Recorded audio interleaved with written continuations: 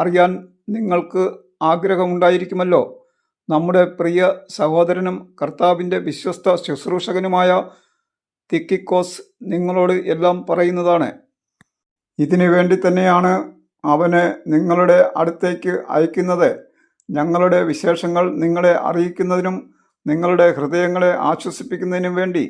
സഹോദരർക്ക് പിതാവായ ദൈവത്തിൽ നിന്നും കർത്താവായ യേശുക്രിസ്തുവിൽ നിന്നും വിശ്വാസപൂർവകമായ സ്നേഹവും സമാധാനവും.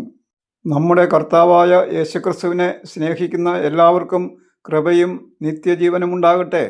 എഫെസോസ് 6-ാം അധ്യായം വായന പൂർണ്ണമായി. അതിനെ സഹായിച്ച ദൈവത്തോട് നന്ദി പറയുന്നു. Thank you. പൗലോസ് ഫിലിപ്പിയർക്ക് എഴുതിയ ലേഖനം ആഗസ്റ്റ് 1 മുതൽ വായിക്കാൻ ആഗ്രഹിക്കുന്നു. അതിനുള്ള സഹായം ദൈവത്തോട് യാചിക്കുന്നു.